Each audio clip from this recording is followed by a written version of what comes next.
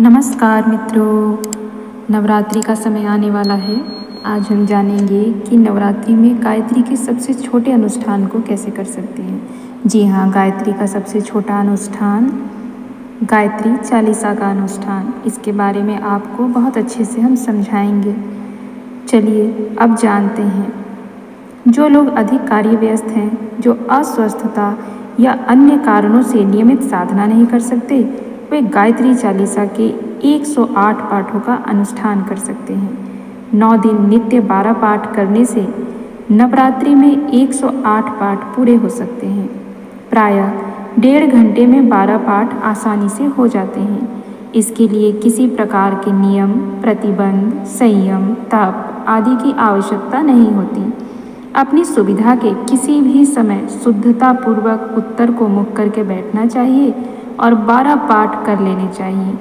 अंतिम दिन 108 या 24 गायत्री चालीसा धार्मिक प्रकृति के व्यक्तियों में प्रसाद स्वरूप बांट देना चाहिए। स्त्रियां, बच्चे, रोगी, वृद्ध, पुरुष तथा अव्यवस्थित दिनचर्या वाले कार्य व्यस्त लोग इस गायत्री चालीसा के अनुष्ठान को बड़ी आसानी से कर सकते हैं। यूँ तो गायत्री उपासना सदा ही कल्याणकारक होती है, पर नवरात्रि में उसका फल विशेष होता है। गायत्री को भूलोक की कामधेनु कहा गया है। यह आत्मा की समस्त क्षुधा पिपासाओं को शांत करती है। जन्म मृत्यु के चक्र से छुड़ाने की सामर्थ्य से परिपूर्ण होने के कारण उसे अमृत भी कहते हैं।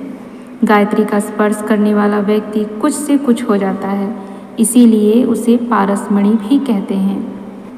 अभाव, कष्ट, विपत्ति, चिंता, शोक एवं निराशा की घड़ियों में गायत्री का आश्रय लेने से तुरंत शांति मिलती है। माता की कृपा प्राप्त होने से पर्वत के समान दिखने वाले संकट राई के समान हल्के हो जाते हैं और अंधकार में भी आशा की किरणें प्रकाशमान होती हैं। गायत्री को शक्तिमान, सर्व सिद्धिदायिनी, सर्व कष्ट निवारणी कहा गया है। इससे सरल, सुगम, हानि रहित, स्वल्प साध्य एवं शीघ्र फलदायिनी साधना और कोई नहीं है। इतना निश्चित है कि कभी किसी की गायत्री साधना निष्फल नहीं जाती। अभिष्ट अभिलाषा की पूर्ति में कोई कर्मफल विशेष बाधक हो तो भी किसी न किसी रूप में गायत्री साधना का सत्परिणाम साधक को मिलकर रहता है। उल्टा या हानिकारक परिणाम होने की तो गायत्री साधना में कोई संभावना ही नहीं है। यूँ तो गायत्री साधना सदा ही कल्याणकारक होती है, पर नवरात्रि में तो यह उपासना विशेष रूप से श्रेयकर होती है।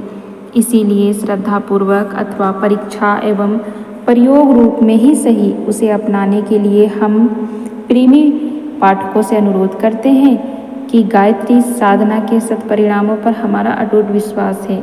जिन व्यक्तियों ने भी यदि श्रद्धापूर्वक माता का आंचल पकड़ा है, उन्हें हमारी ही भांति अटूट विश्वास प्राप्त होता है।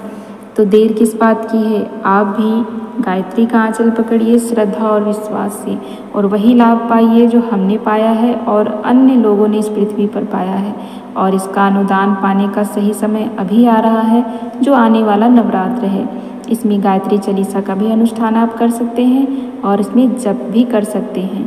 मैं जल्द ही आपको जप का अनुष्ठान भी बता दूंगी कि कितना जप करना चाहिए और जप की क्या क्या संख्याएं होती हैं। आज के लिए सिर्फ इतना ही। धन्यवाद।